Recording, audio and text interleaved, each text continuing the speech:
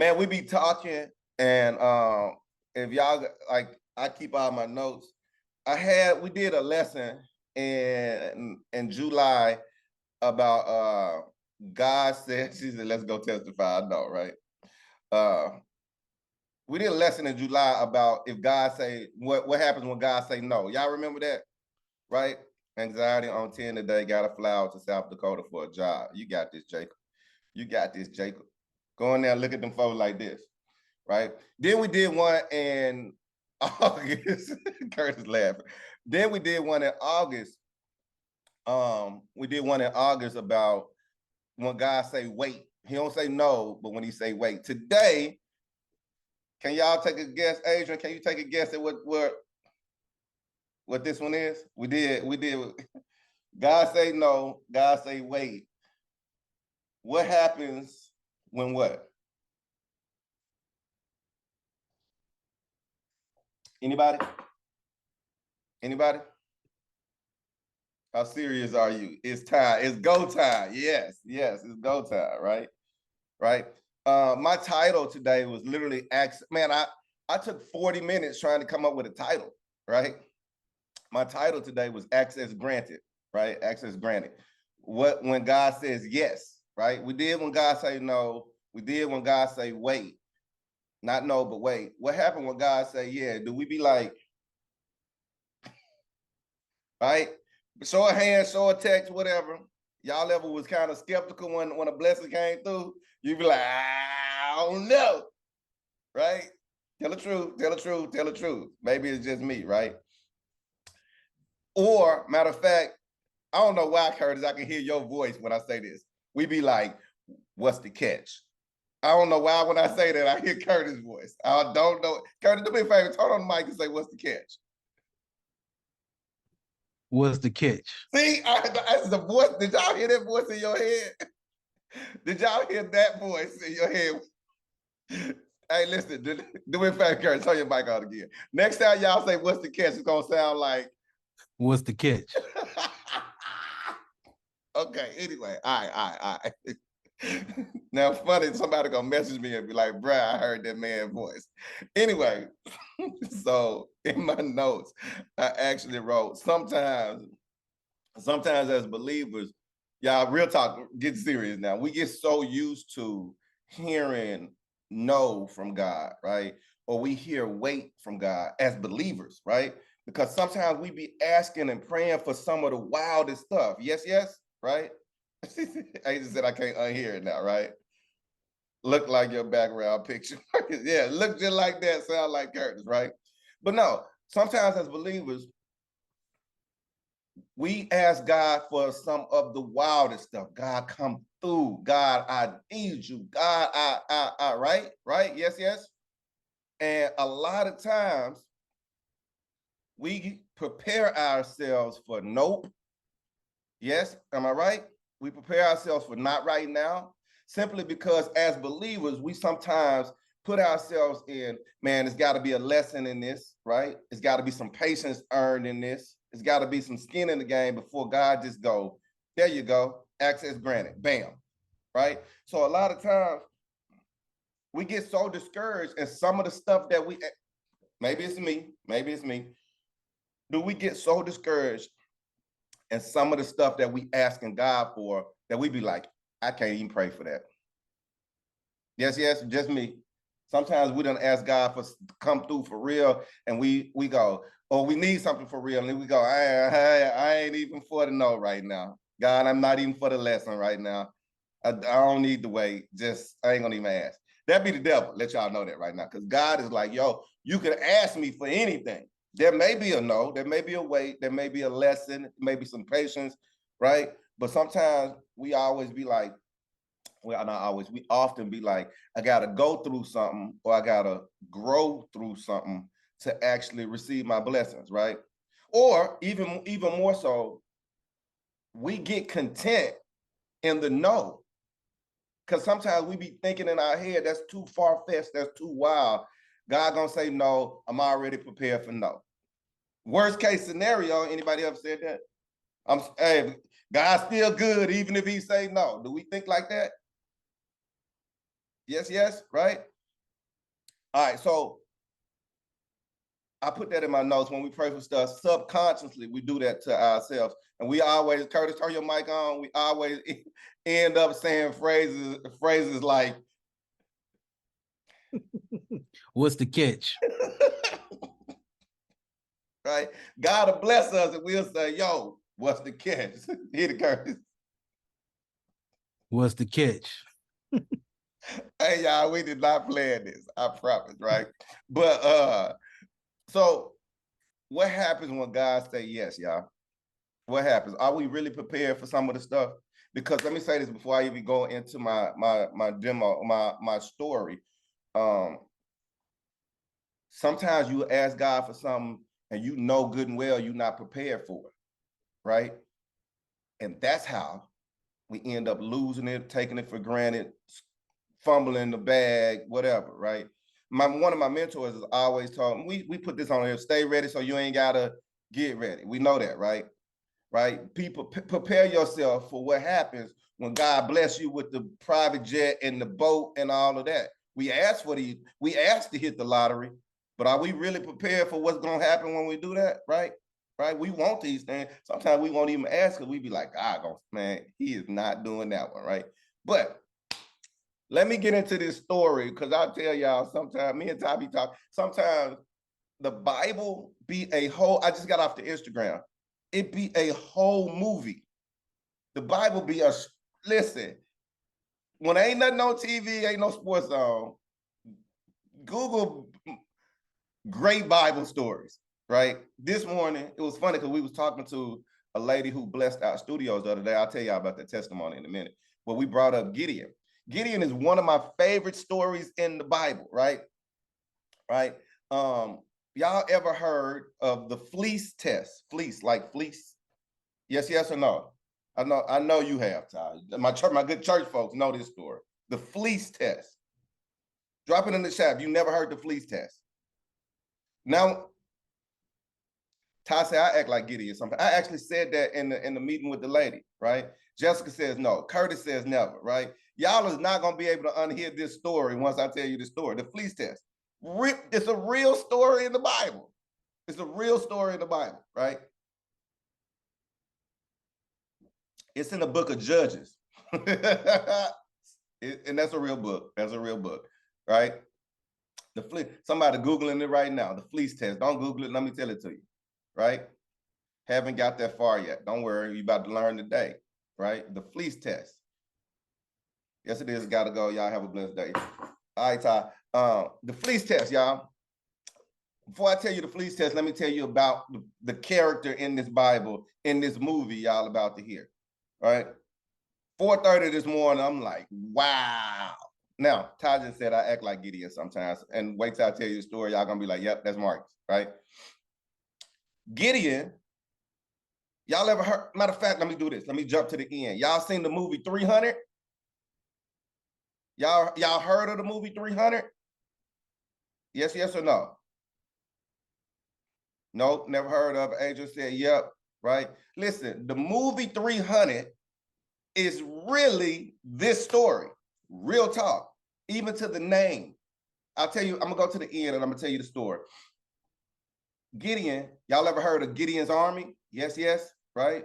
I'm gonna put all of this together. Gideon had to get an army. I'm gonna put it together. He had to get an army, and he rounded up 32,000 people, and God said, nope. If these people drink from the water from the ground, like the whole story, cut them off. Turned it into 15,000, turned it into half of that. He ended up with 300 people. God was like, okay, that number. And Gideon was like, we got to go to war with just this? Man, they got 1 million people over there. You want me to go with 300, just like the movie, right? Long story short, he won, right? Long story short. So let me go back to this fleece test, right? So Gideon, this is a real story in the Bible in the book of Judges. Adrian, I don't see Inez on here. Adrian, don't drop in Judges 6. Matter of fact, don't put it yet. Just write Judges 6. But I do want you to go to verses 36 through 40. Judges chapter 6, verse 36 through 40. But before we get to there, let me tell y'all how we get to that point, right? Gideon, he was a farmer, right? Any farmers on here? Anybody trying to grow something? Yes, yes. All right. While he was farming, he was in the Bible. They say he was threshing wheat. Look at God. Y'all can't even see this. Man, y'all can't even see this. Anyway, looked like some wheat. Anyway, he was threshing wheat, right? In a wine press. Boom, boom, boom, threshing wheat, right? What he was doing, he was hiding from the Midianites. These are good Bible words today, right? So he was hiding from them boys. He was hiding from that other crew, right? He was an Israelite, right? Gideon was an Israelite. They hiding from the other people because they was being oppressed, right? So however y'all put that in your world, right? While he was being oppressed, God called him and said, Joni, Crystal, Jessica, you're going to be the leader to take on these Midianites to beat them so your people won't be oppressed. Y'all with me? Yes, yes or no? Right? So basically, Jessica, Joni, Riri, y'all got a regular job, and God said, nope, I'm calling you to be the leader of this thing, and you gonna be the one to take over. That's what God said. Y'all with me, right? Gideon was like, bruh, I'm a farmer. I'm an employee. Man, I'm just a receptionist, bruh. Right? God said, nope, I'm calling you. I'm calling you, right? Gideon did what? He doubted. Gideon had this face right here. Curtis, your mic on? Do me a favor. Gideon had this face, and Gideon said, What's the catch? Right? So we pick up, Adrian, do me a favor, drop Judges 6:36 through 40. Drop it on there. All right. So now when I tell y'all this is a movie, y'all ain't never finna unsee this again. It's 4 o'clock in the morning, how my brain works. First, I'm gonna read it, and then I'll break it down in movie form. Adrian, if you could drop that on there. Judges 6, verse 36 through 40. Gideon said to God, if you will save Israel by my hand, as you promised, verse 37 says, he said, look. I will place a piece of fleece on this floor. If there's dew on it in the morning, on this piece of fleece, and the ground around it is dry, I believe you, bro. That's basically what he said, right? So basically, God, you calling me to come lead this army. Look, I'm going to put down this shirt right here. God, if you telling me I'm the leader, in the morning, make the ground wet. No. Make the ground dry and the fleece wet. Yes, yes? Right? It's right there, right? Gideon said to God, if you will save Israel by my hand as you promised, I tell you what, I'm going to put this fleece on the floor. If there's dew on the fleece in the morning and the ground dry, I'm going to believe you. He woke up the next morning, picked up the shirt, wrung it out, shirt completely wet, ground dry. God said, boom, there go your blessing. There you go. All right. Gideon, that was in verse 38. Gideon said, well, Gideon rose early the next day, squeezed the fleece, wrung it out. It was a bowl of water. Then verse 39, like I told y'all, it's a movie. Verse 39, Gideon said, hold on, God. Hold on. Curtis, turn your mic on. Gideon said, what's the catch? There you go, right? Gideon turned around and said, what's the catch, right? Don't be angry with me. What's up, Genesis? What's up, Joe? Right? He said, let me just make one more request, God. I know you just did what I told you to do, but I tell you what. If you for real, y'all with me? He said, if you for real, this time I'm going to put this same little fleece on the floor, but this time make the ground around it wet and make the fleece dry. Went to bed, woke up the next morning, looked up, the ground wet, the whole ground soaking wet, the fleece is dry. Gideon was doubting. Curtis, your mic on.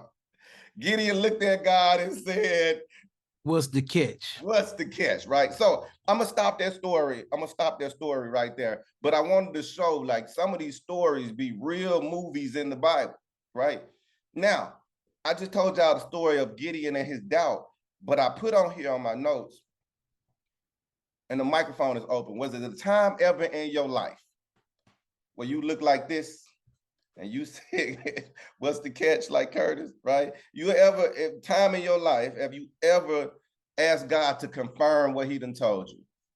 Yes, yes, or no, right? Have you ever confirmed what God has told you? Yes or no? God done literally told you something. You was like, hold on, hold on, hold on. I don't know. You got to prove to me, God, that this real. Joe says yes, right?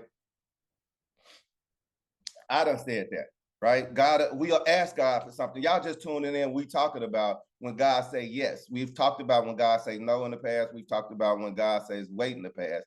And I started this off by saying, as Christians, we kind of are always waiting on a patient story or a lesson, something to grow us before God bless us. But what happened if you ask God and he say, yeah, right? Are we really prepared, right? Do we really doubt, right? Which is why I got to the story of Gideon. And Curtis been an example. We did not rehearse this, but I always said, if you ever had said the words, what's the catch? It sound like what, Curtis? What's the catch? I promise at 4 o'clock this morning when I was right there, I heard Curtis' voice. I promise y'all. So now we can't unhear that. You always hear that in your head. What's the catch, right? So we doubting. Gideon's doubting. We doubting. So I wrote on here, man, is it normal? Is it normal for us, yes, yes or no, that we doubt when God blessing us? Man, this can't be real, right? Right? Is that a sign that we not trusting God? Is the question. These are rhetorical. You can ask yourself, right? I wrote, it's a sign, it's actually a sign for seeking God and showing God our weakness. Now, here's the good thing about God, right? God is patient enough to us to be like in the Gideon story. All right, we question God. All right, God, look, say, bro, I'm gonna put down this fleece. If you really want me to go do this and lead these people, make the fleece wet and the ground dry. Then God bless you with something. And then you go, oh, wow. All right, bro. All right, bro. One more time, right? We do that in real life, right? Sometimes God, what's up, Inez? Right? I wrote down on here, we got prayers for you. We'll be praying for you. She at the doctor, y'all. So I wrote this. God shows his patience with us because he see our weakness, right? He sees that sometimes we doubt us. So he will go ahead and say, think about stuff in your life when you done ask God for something, it done showed up, and then you don't even really believe it. So you keep asking. And he like, I done told you, right? I done showed you. I done showed you about this business. Go for it. I done showed you, you got the skill set. Go for it, right? So I wrote this. I wrote this in all caps. Don't miss the yes. Don't miss your boat, right? Don't. And I'm gonna go relationship here, right? Sometimes that person will show up, the right business partners will show up. No problem. It'll be on YouTube. The right business partner will show up. The right spouse or future spouse will show up. The right mentor will show up. But we be so skeptical. We be like this, right? We so what's the catch with everything that we miss the yes, right? We like, all right, God, you did it. Do it this way, and I believe you. God, like, listen, I done called you, right? You didn't even have to ask for that one, right? So I actually wrote this: don't miss the yes, and do not take it for granted, right? Don't take what you pray for and you got a yes for granted. What I mean by that is let's not ask God to come through, right, on a new car or whatever we're gonna ask him for, and start worshiping. God say yeah and bless that thing, and we start worshiping the thing versus the God who provided it, right? We can really do that, right? We can We can ask God for shelter. He bless us with a house, right? And we start being like, look at my home, look at this, you know what I'm saying? Don't take it for granted. Don't miss the yes, right? And when I got to that part, and I was telling myself, Marcus, don't start worshiping the stuff God has blessed you with before you worship him. The word survivor's remorse came to my head, right? Anybody, it was a TV show, but y'all ever heard of survivor's remorse? Right? Sometimes we doubt God, sometimes we don't even believe, sometimes we think we don't deserve it, right? Curtis says, yeah. Had ruin in my teeth. Anyway, survivor's remorse is when you experience when somebody else is losing, right? In whatever category, it could be military people go through it all the time, right? Military people go through this thing all the time. Military people are saying, man, I can't believe God said I'm spared I should be dead with the rest of them, right? Right? Going back to what Jessica said when she said I survived barely, right? No, you survived. God blessed you, right? When we start, that's what survivor's remorse. It could be the TV show. If y'all ever seen the show or the series, it was about a dude who went to the NBA and his friends got killed and murdered in jail, whatever. And he had survivor's remorse, like, man, I should have been with them. And the moral of that whole thing is, man, God done blessed you with X, Y, and Z, and we be having that. So I wrote these scriptures down, and I'll go back for the people who just joined. What's up, Casey? Proverbs 10:22. Adrian, drop that on there. The blessing of the Lord makes you rich, and he adds no sorrow with it. So there's no sense of having survivor's remorse when God done blessed you with something, right? There's no sense of, it's one thing to be humble, and it's one thing to hide God's blessings, right? Right? If you want to drop that on there, Adrian, that's Proverbs 10:22. The other one was Ecclesiastes 7:14. When times are good, be happy. Because sometimes God can bless us, y'all, and we so worried about the storm that's out there that we won't even rejoice in the blessing, right? It's go time, right? Oh, I don't know. I ain't going to go all in on this blessing because, right? What was it again? Proverbs 10:22 and Ecclesiastes 7:14, right? When times are good, be happy. So what happens when God says yes, y'all, right? You're going to have peace about that thing. And I'm going to go back over it real quick. You have peace about it, right? You won't be able to explain what's going on in your life other than, man, God did that, right? That's when God is saying yes to you, right? And then I wrote these two notes, and this will be the end on it. Yes does come with work, right? The floodgates just don't open like that, right? So if God bless you with that thing you asking for, be prepared for the work that comes with it, right? God bless me with some studios. Marcus, be prepared that you're going to have to put some oomph in that mug, right? Right? And also, and this is the last thing that I wrote, when God say yes, it come with warfare, right? We say stuff like no weapon form, yes, yes, right? We say stuff like if God gave it for me, can't nobody take it, whatever my blessing is, that's all the cliche terms, yes. But it come with warfare. The devil or Satan or the enemy, however you want to say it, see it too, right? And want you to end up like this, right? And he wants you to end up with the microphone on, Curtis, and saying what? What's the catch? What's the catch? What's the catch, right? So that's what I got for today.